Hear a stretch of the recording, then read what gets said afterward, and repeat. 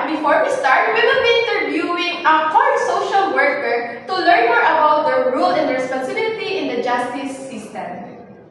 This interview will help us understand how they assist their clients and promote fairness and rehabilitation.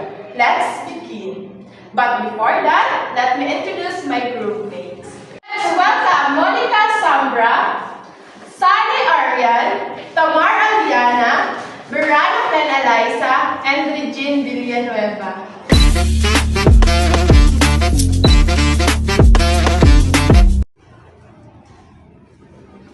Good afternoon, sir.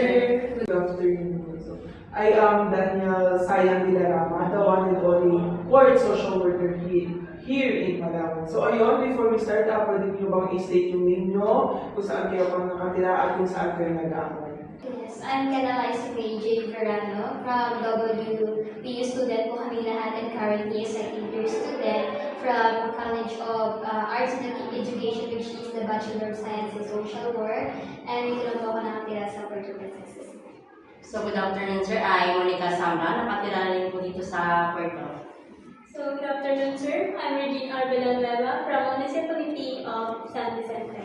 Good afternoon, sir. I am Arian J. Sally and I'm from Balabac, Palawan po.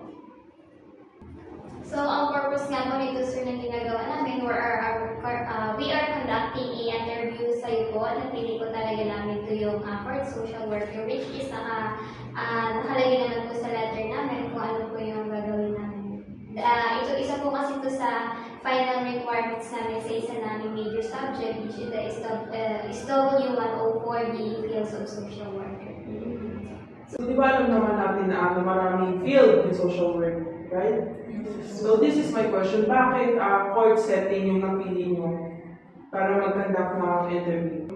So, sir, napili po namin ang court sittings kasi interesting po siya, tapos may thrill din. So, naisip namin na masyado malawak ang sakop nito, so gusto po namin yan. So let's proceed po sa first question, sir.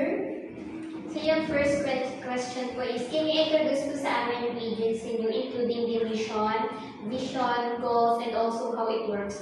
So actually, the vision of Supreme Court is to become independent. Pinapairal ng court na ang paglilitis ay hindi bias, akusado ka man o compliant ka man.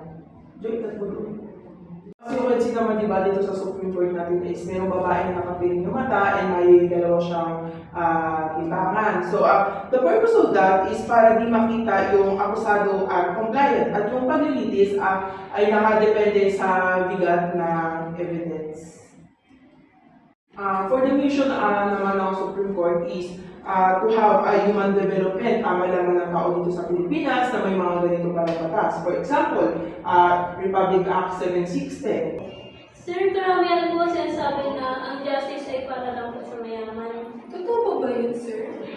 For that question naman, that is wrong. So, di ba, sinasabi lang ng mga tao, hearsay. Kumbaga, sabi-sabi lang ng mga tao na hindi nila alam kung ano talaga yung function ng Supreme Court pagdating sa batas at wala itong kinakapihan, mayaman ka man o mahirap ka man. Di ba, sabi ko nga, walang kinakapihan yung batas natin na mayaman ka man o mahirap ka man. For example, itong hawak mong case na to, mayaman sila, pero dahil napatunayan na nagkasala siya sa batas, ay nakulong pa rin siya. Tama, sir. As a social worker, dapat po tayo yung nagpapaliwanag sa mga tao na lahat po tayo ay pantay po pagdating sa batas, mayaman man po o mahirap. So for our next question, sir, sino po yung pinaka-main clients or beneficiary that served by your agency? Dahil we are social worker, we have a lot of branches of court. Meron tayong environmental court, civil library court, and family court. So the main client are all disadvantaged group, child, violence victims, CICL, DSWD. Dapat holistic ang knowledge natin when it comes how to handle the case. Sir, di ba po pasok po dito yung halimbawa po yung mag-couple na magsiseparate na po, like magpapa-annulment po? Yes, pasok siya sa ating mga branches of court. So next question, sir. Ano po yung mga pangunahing programming services po na ibinibigay po ng inyong agency sa mga clients po? Kami as a foreign social worker, yung binibigay namin mga programs and services sa client namin is usually focused on helping individuals involved in the justice system such as offenders, victims, children, and families through rehabilitation support and social reintegration. Sir, dito po di ba pumapasok yung rehabilitation and reintegration program? Ayan, good question yan because we facilitate rehabilitation plans for offenders or youth in conflict with the law. So, next question po, sir. What is the core function or primary role of social worker in your agency? Ayan, sa primary role naman natin as a court social worker, nagbibigay tayo ng mga social services pero nakadepende sa pangangailangan ng ating mga kliyente. For example, TESDA for CACL, Bahay Pag-asa, and any institution na makakatulong sa kanila pero nakadepende pa rin sa kanilang pangangailangan. Pero dapat maging fully functional ang mga client natin, alam nila yung mga rights nila as abuse or compliant. Yes, sir. Ano po yung ibang mga tasks niyo at rules na ginagawa niyo po at ano yung mga strategies niyo? So, as a court social worker, alam naman natin na marami akong hinahawakan ng case, di ba?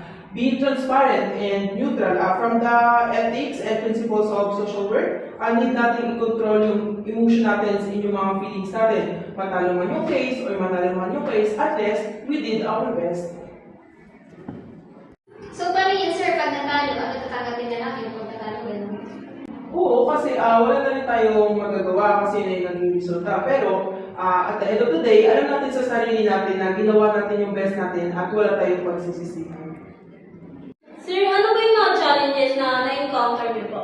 As of now, yung challenges na na-encounter ko is high case kasi may hawak akong 56 case ngayon. And alam nyo ba, nung mga unang taon ko as a court social worker, yung naging challenge talaga sa akin is yung death threat. Kapag natalo yung case, like sinasabihan ako na papatayin kita sir kapag nakalaya ako. Pero ngayon, kahit may magsabi sa akin na papatayin or may mga death threat akong natatanggap, parang wala na rin sa akin.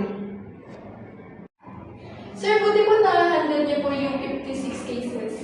Oo naman, syempre, kailangan i-handle kasi ako lang yung nag-iisang court social worker dito sa Calao. Kaya pala, sir, hindi ka namin matagpo-tagpuan dito. Opo naman. Oo, kasi bawat Monday lang ako nandito sa court and kapag wala naman ako dito, nandun ako sa ibang lugar, nag-a-attend ng mga hearing. Last question po, sir. If meron po kayong i-share na lesson sa aming mga social work student po na mas makakatulong sa amin at maintindihan namin yung agency niyo po, ano po yun? First of all, mag-aral muna kayo ipasa lahat kasi ang dream, bukas makalawanan, babago na yan. And yung hindrance, kaya naman yan, financial, family, relationship, yung mga boyfriend nyo, sus is not a big deal. And alam ko naman, biggest dream ng mga parents nyo is makapagtapos kayo ng pag-aaral. Pero ito lang yung masasabi ko sa inyo. Court social worker is the best. You are acknowledged and respected sa buong Pilipinas. Sir, thank you po sa inyong precious time po. Thank you so much, sir, sa time niyo po. Very busy kayo. And masaya ako na nasabi ko sa inyo yung mga knowledge na natutunan ko dito sa court setting. So, totoo pa talaga na sobrang interesting pa talaga ang court social worker. Thank you po, sir. Sa time niyo po, thank you po marami. Thank you, sir. Thank you, sir. Thank you so much, sir. Very busy ka. At the end, with our interview with Sir Dan, masasabi ko po sa sarili ko na marami akong natutunan, marami akong knowledge na may i-apply ko sa sarili ko. And of course po, mas nalaman ko po kung ano po yung function ng isang court social worker sa Supreme Court. After ng pag-interview namin kay Sir Dan, mas na-realize ko na ang pagiging court social worker ay hindi madali. Bagkos sa tuwing pupunta kami doon sa kanila, like busy po sila. Like, mas na-realize ko na hindi po talaga siya madali na iniisip ng iba. So, after po na interview namin kay Sir Dan, na na-realize ko na hindi lang pala sila tumutulong sa mga client nila, bagkos yung role nila is magkaroon ng fairness and rehabilitation. So, my realization po during interview with Sir Dan is nalaman ko po yung mga programming services po na binibigay po nila sa mga naging clients nila and kung paano po nila kinahandle yung mga natatanggap po nilang mga death threats po. So, after ka-interview namin kay Sir Dan, marami kami natutunan galing sa kanya, yung knowledge na na-share niya sa amin, yung experiences niya, then most of all, on how, kung ano talaga yung trabaho ng court social worker. And natutunan din namin kung ano yung mga mission, visions, and yung mga goals nila, and how they cater their clients. Na-realize ko sa field ng court social workers is hindi madali. Marami kang kasong hahawakan at meron mga death threats ka rin. So, pero ang field na ito is very interesting.